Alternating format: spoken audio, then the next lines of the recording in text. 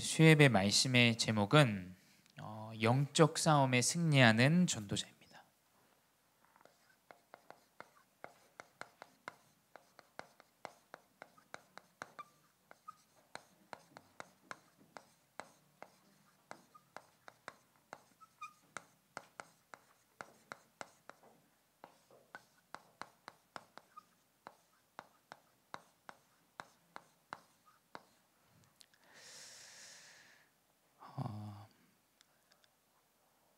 사람들은 다 지금 육신의 싸움 가운데 빠져 있습니다.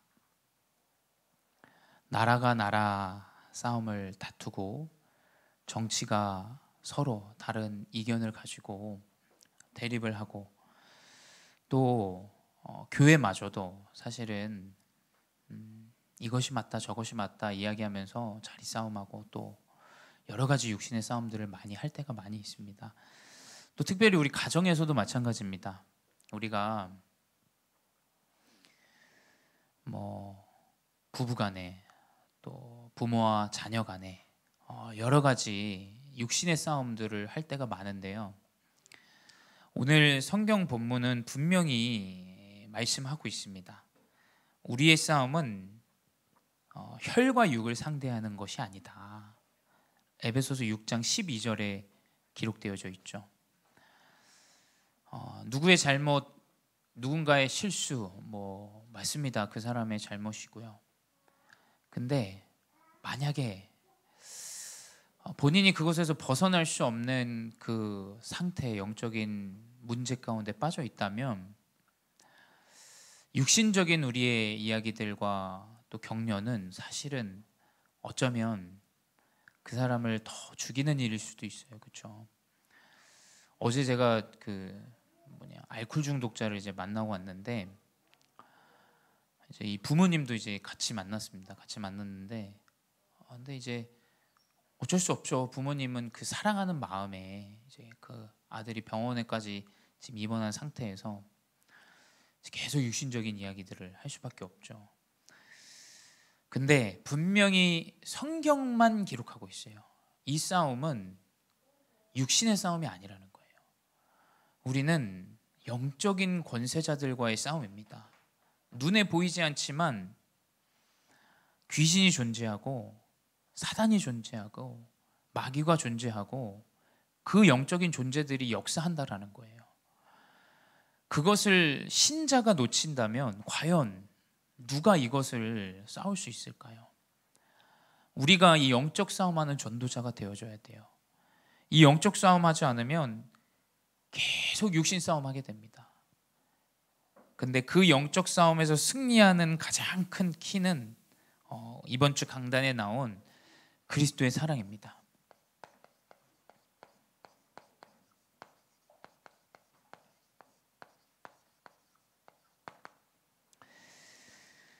그리스도의 사랑 이것만이 영적인 싸움에서 승리할 수 있어요. 근데 사랑을 깨닫지 못하게 하는 것들이 있죠.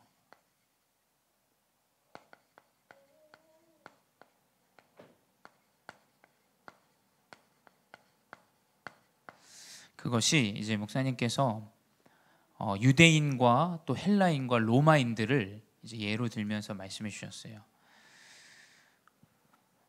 그 유대인의 이 조직, 그 조직 안에 있는 율법, 이 사상이 결국엔 깨닫지 못하게 만듭니다. 만약에 이 교회를 성장시키는 그 조직에 우리가 시스템에 포커스 되어져 있고 영혼에 포커스 되어져 있지 않다면 그게 하나님 기뻐하시는 교회가 맞을까요? 병원이 병자를 치료하는 것에 중심이 안 돼 있고 병원을 불리고 확장하는 일에 그 비즈니스에만 집중하고 있다면 과연 그게 올바른 구실을 하고 있는 병원이 맞을까요? 한번 생각해 보셔야 됩니다. 우리의 교회 안에서도 마찬가지고요.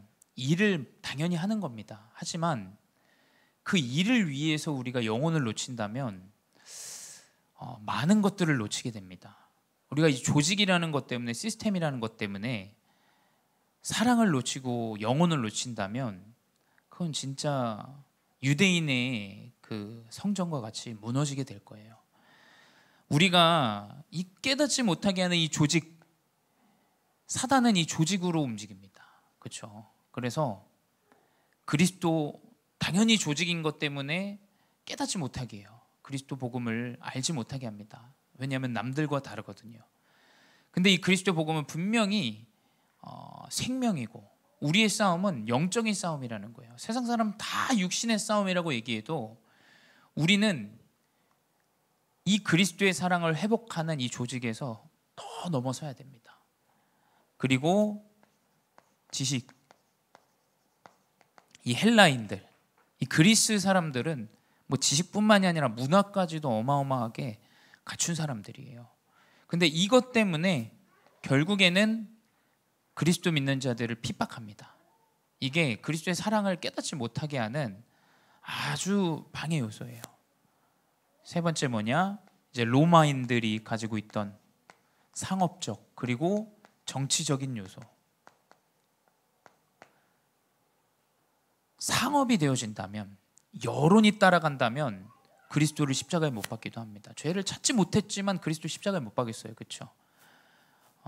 또 정치, 여론을 위해서 모든 것들을 다 바칩니다. 또 땅을 넓히기 위해서 계속해서 이 복음을 핍박하고 무너뜨리게 해요. 이것이 어쩌면 우리가 그리스도를 깨닫지 못하게 하는 우리 안에 있는 방해적인 요소들일 거예요. 우리가 하나님의 이 영원한 사랑이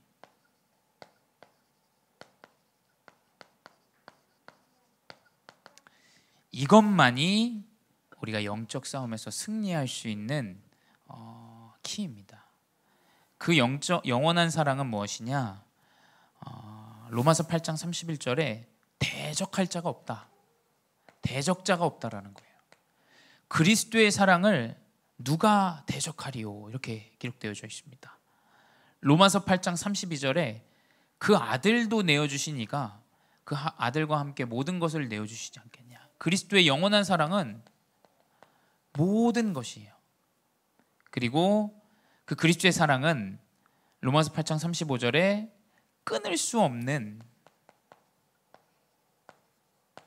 그러한 사랑입니다. 어떠한 육신적인 것으로도 그리스도의 사랑에서 끊을 수 없는, 그리고 넉넉히 이기는, 승리하는, 분명히 도살당하는 양과 같이 우리가 여김을 받을 것이다. 하지만 넉넉히 이기리라 라는 언약의 말씀이 로마서 8장 37절에 기록되어져 있습니다. 우린 이미 그리스도의 사랑으로 다 받은 것이에요. 이 영원한 사랑만이 영적 싸움에서 승리할 수 있는 정확한 키입니다. 그래서 우리는 이 사랑을 전달하는 자가 되는 거예요.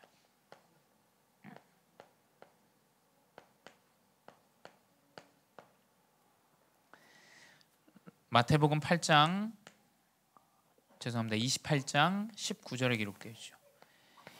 이 그리스도의 복음을 너희는 가서 모든 민족에게 제자로 삼아 아버지와 아들과 성령의 이름으로 세례를 베풀라. 이것이 우리의 사명입니다. 뭐냐? 전도자의 사명이에요. 우리 교회가 그리스도의 사랑으로 전도자의 사명을 회복해야 돼요. 왜 나에게 이 문제를 주셨냐? 저도 모릅니다. 그 문제를 가진 사람이 있기 때문에 나에게 그 문제를 주신 거예요. 왜 나에게 그런 과거를 주셨냐? 그 과거를 가지고 그리스도의 사랑을 전달하라는 겁니다. 그 그리스도의 사랑이 나를 통해서 전달받을 사람이 있다라는 거예요. 그것이 결론이 나줘야 영적 싸움에 승리하게 됩니다. 아마 이번 주 강단 말씀을 전도와 무관하게 생각하면은 굉장히 부담스러운 말씀을 들릴 거예요. 또 관계없는 말씀을 들릴 겁니다. 전도자의 사명을 딱 붙잡으셔야 돼요. 전도자의 사명과 관계없다. 하나님 나를 부르신 이유를 모른다라는 거예요. 사실은. 그렇죠? 하나님 우리를 왜 앞서 불렀겠습니까? 이 그리스도의 복음을 전도자로서 전달하라고 부르신 것뿐이에요. 그래서 우리가 누군가를 볼 때 함부로 판단하고 이야기할 수 없는 겁니다. 왜냐? 어떻게 바뀔지 몰라요. 전 그렇다고 봅니다. 한 영혼이 하나님이 그리스도의 사랑을 깨닫고 영원한 사랑 속에 전도자라는 분명히 저는 쓰실 거라는 그 믿음과 확신을 하나님이 항상 주세요. 왜냐? 하나님이 부족하고 연약한 나의 인생도 목회자로 사용하시는데 누구든 하나님이 사용하시지 않겠습니까? 다 하나님이 쓰임새 있게 전도자로 사용하시려고 부르신 거예요. 그래야 이제 정확한 영적 싸움을 하게 됩니다. 근데 이 영적 싸움에 사단이 가만히 있겠어요? 사단은 계속 속입니다.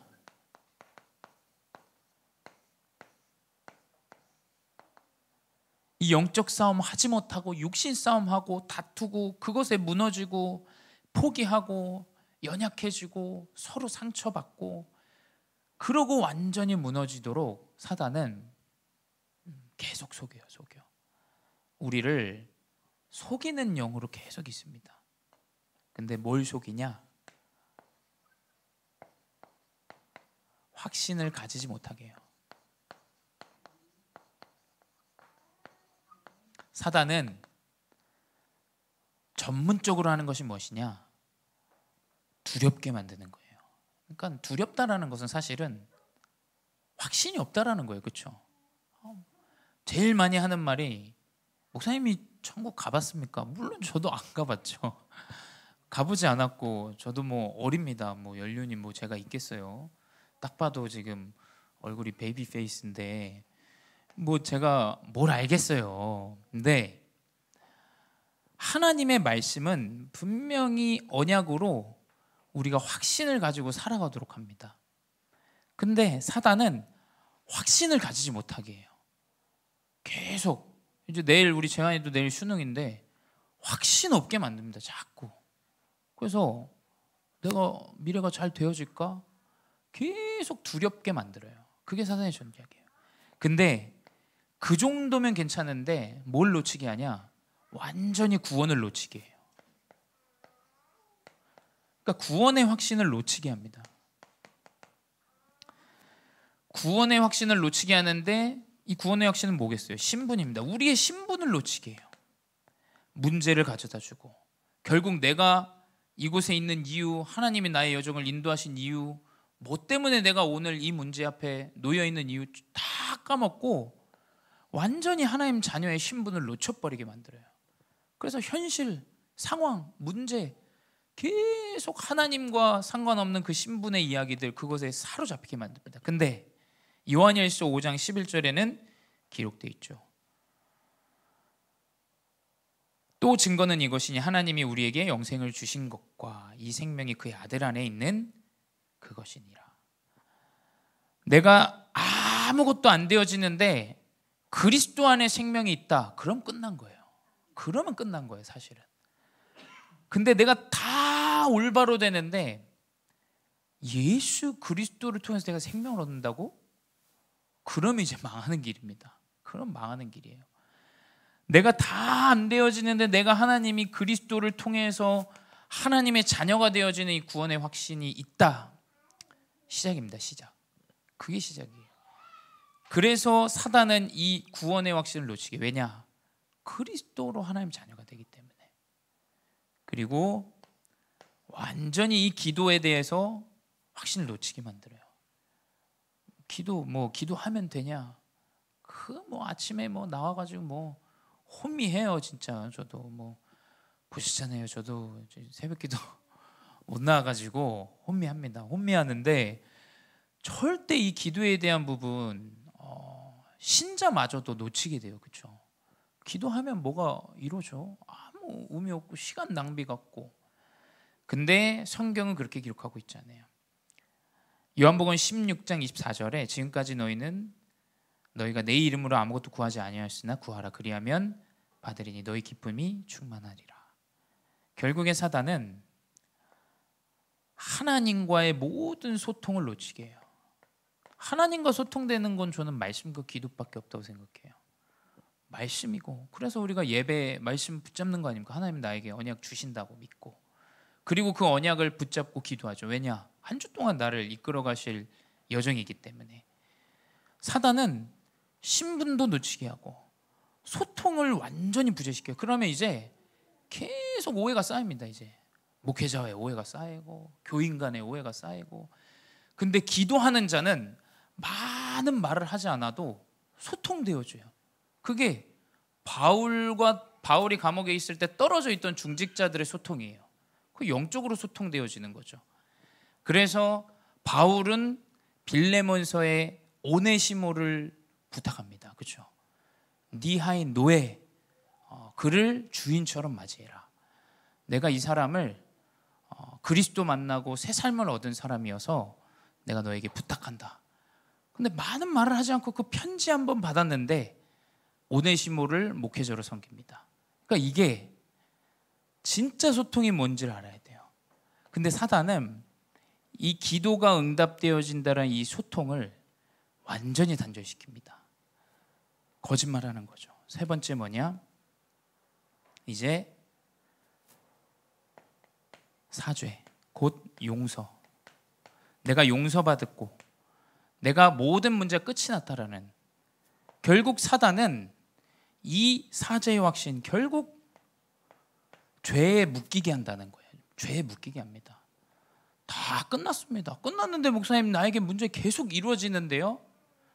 그건 오늘의 시간에 그런 것이죠. 하나님은 완전히 그리스도의 복음을 고백한 자 용서하신다 고백하고 있어요.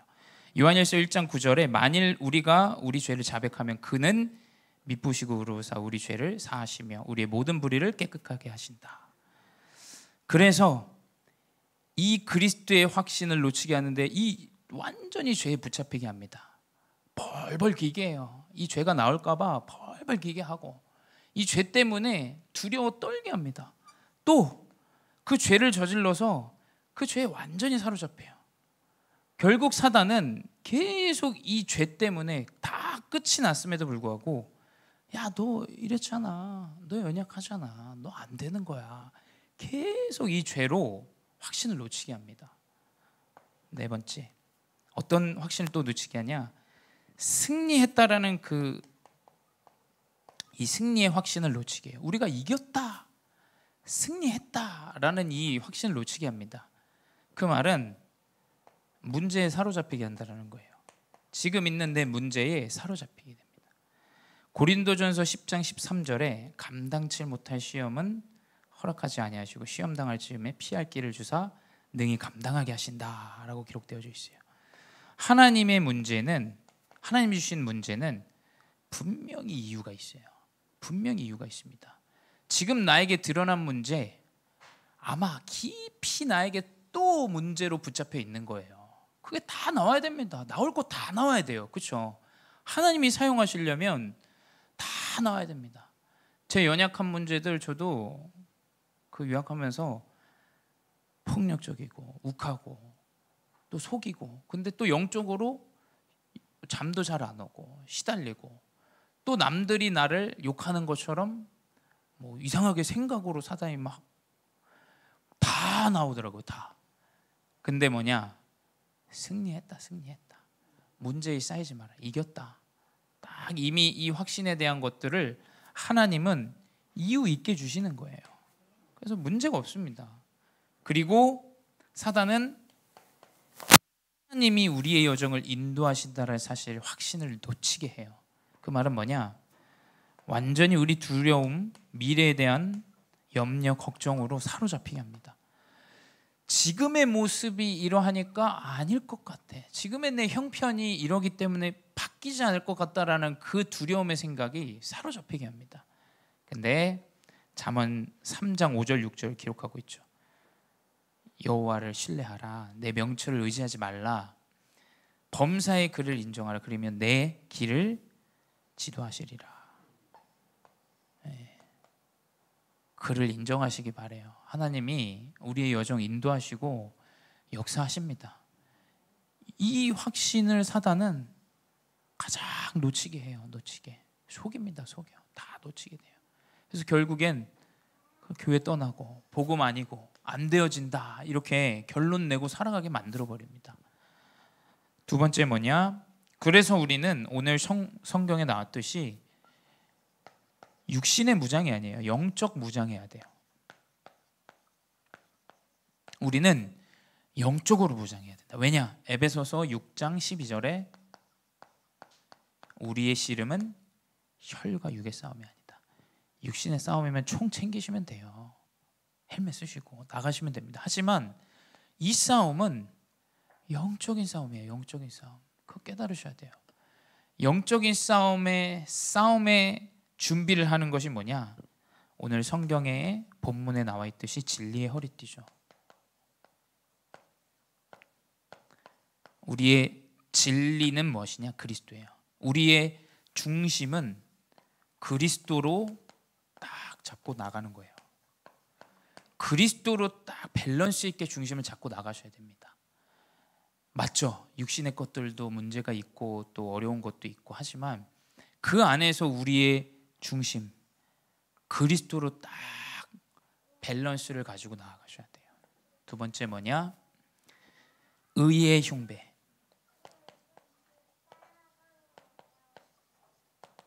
우리의 가슴을, 우리의 마음과 중심을,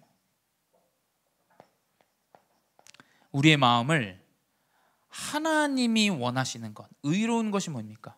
하나님이 원하시는 그 중심으로 마음에 딱 담고 가는 거예요. 그 마음을 딱 지키고 살아가는 겁니다. 그리고 복음의 신발이에요.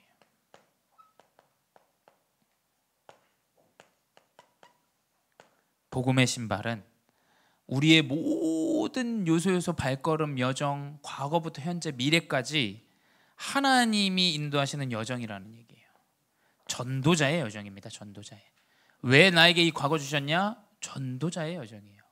왜 나에게 지금 이 문제를 나타나게 하셨냐? 전도자의 여정이에요. 미래 하나님이 분명히 나를 전도자로 인도하시는 여정입니다. 네 번째 뭐냐? 믿음의 방패예요.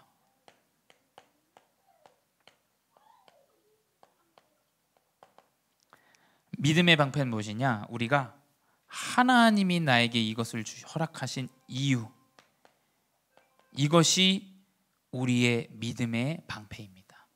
왜 나에게 내가 방어할 수 있는 건 무엇이냐? 문제는 안 오진 않아요. 분명히 그 문제에 대한 이유, 해답, 말씀 안에서 다 하나님이 허락하세요. 그리고 구원의 투구예요. 이것은 무엇이냐?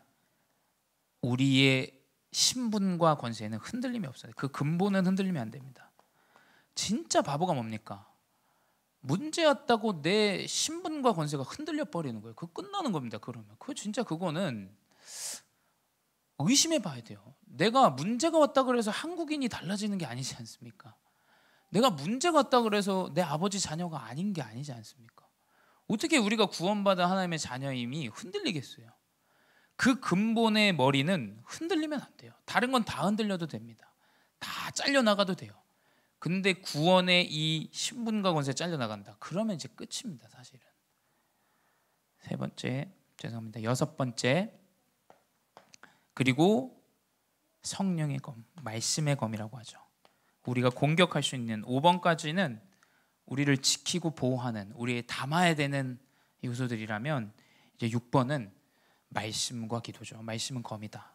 성령의 검은 말씀이고, 또 18절에 기도를 말씀하셨어요. 사단의 역사를 소멸시키고 성령이 역사하는 기도. 이것을 딱 가지고 해야 돼요. 그래서 어제 그러니까 이용훈 장로님이 연락이 오셨어요. 화요일 날 연락이 오셔서 안 목사님 자기네 장로님이 다른 이제 지역에 또 그런 교회들을 또 하나 갖고 계시더라고요. 그래서 그 선부동 옆에 보면 이제 건물인데 그 건물주 아들이에요. 건물주 아들인데 이분이 그러니까 이제 알코올 중독자입니다. 40살이 넘으셨고 가정에 후대들도 있으시고, 근데 이제 아이들이 5학년 뭐 2학년이래요. 근데 이분 이제 이 알코올 중독이 이게 끊기지가 않고 계속 술을 먹고, 심지어 이제 막 사람들이 달려들어도 막 진짜 귀신의 역사죠. 5명이 달려들어도 감당이 안 되는. 그러니까 이제 부모님 병원에 오신 거예요. 그래서 그 사람들에게 이제 이용훈 장로님이 계속 이 복음을 설명한 겁니다. 그리스도 설명하시고. 나 참 많이 이번 주 한 중직자를 통해서 많이 참 느끼게 된 것 같아요. 이 그리스도 복음 계속 그 그리스도 사랑 증거하고 말하고, 이 사람이 알아듣든 알아듣지 못하든, 근데 그 사람을 딱 만나게 하는데 이제 쉽게 제가 설명드렸어요. 이용훈 장로님이 이제 병원에서 목사님이 기도 한번 해줘라 하는데, 이제 저도 좀 부끄러워요. 그게 좀 이렇게 사람들 막 병원에 로비에서 만나야 되고 이미 병원 밖을 나갈 수 없으니까. 근데 이제 장로님 시키니까 해야죠, 당연히. 이제 그래서 영적인 부분을 생각하면서 기도했습니다. 근데 이분들이 이제 친척도 좀 계셨고 이제 커피숍 가서 얘기를 또 따로 하는데, 이분들 진짜 지푸라기라도 잡는 심정인 거예요. 지금 완전히 좀 갈급한 상태입니다. 갈급한 상태. 그래서 왜 이렇게 기도를 하냐, 뭐 이단도 많고 막 이런 얘기는 하시더라고요. 그래서 간단하게 설명드렸어요.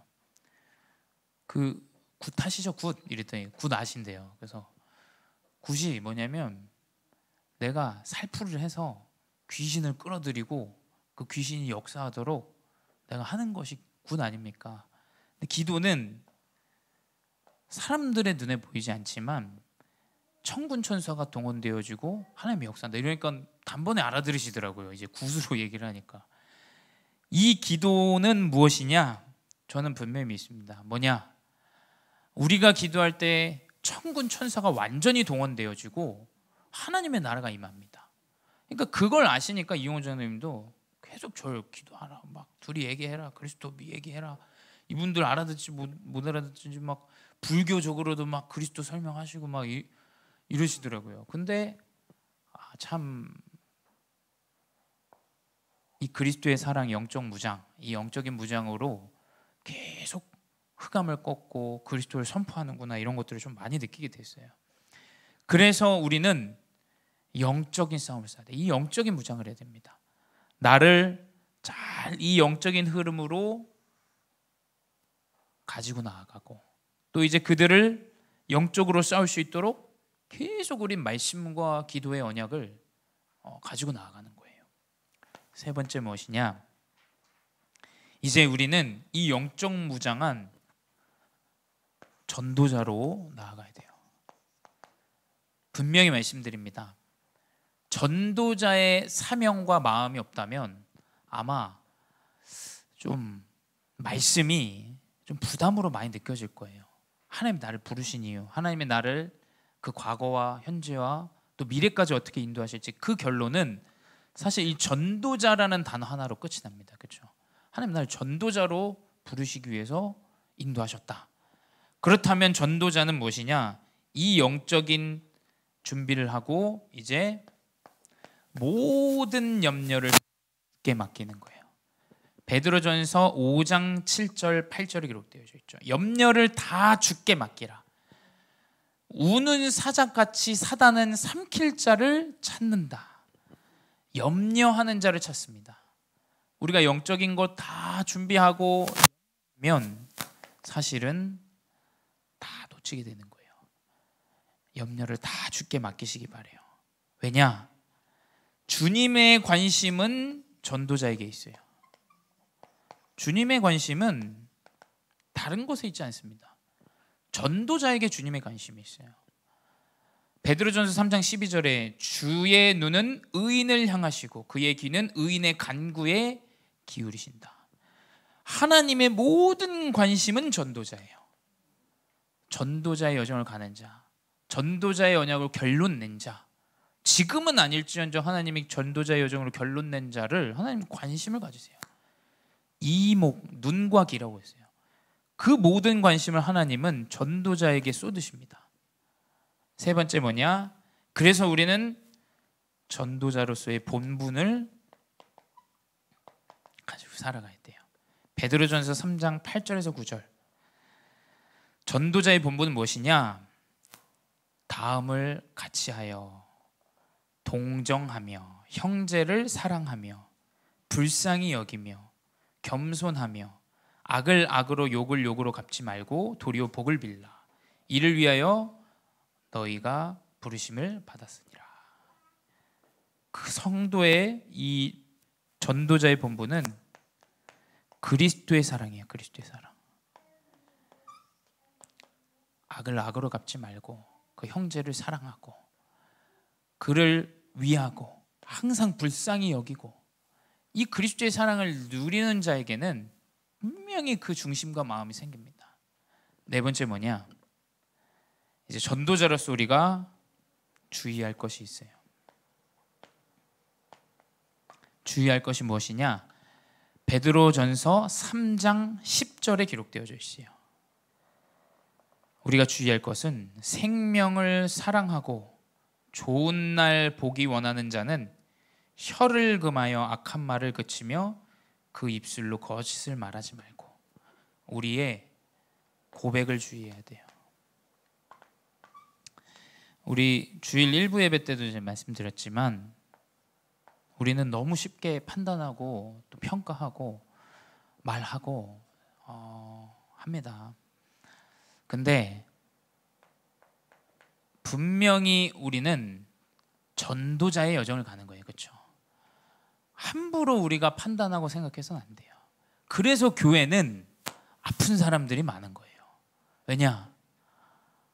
교회는 그러면 안 되죠. 그렇죠? 그리스도의 복음을, 그리스도의 사랑을 가진 자, 누구든 다 하나님이 전도자로 인도하실 거라는 그 믿음과 확신을 가지고 가는 거예요. 그래서 우리는 말을 조심해야 됩니다. 함부로 말하고 함부로 이야기하고 함부로 평가하고 함부로 판단하면 안 돼요. 그래서 결론은 무엇이냐?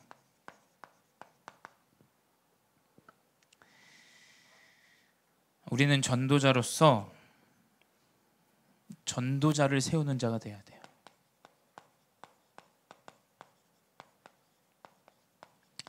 우리 재환이가 이제 대학에 들어가고, 왜 대학을 들어가냐? 전도자를 세우는 자로 하나님 들어가게 하는 거예요. 왜 우리가 업을 하고 현장에 나아가냐? 하나님이 전도자를 찾고 전도자를 세우러 가는 거예요. 왜 우리가 237의 언약 붙잡고 안산역에서 캠프하냐? 전도자를 찾고 세우기 위해서예요. 왜 우리가 모자란 자도 용서하고 그냥 나아가냐? 전도자로 세우기 위한 것이지, 우리가 뭐 교회라는 곳이 다른 것 하는 데가 아니지 않습니까? 하나님 분명히 렘넌트들과 중직자와 후대들에게 전도자의 여정을 주세요. 그래서 우리는 영적인 싸움을 싸야 됩니다.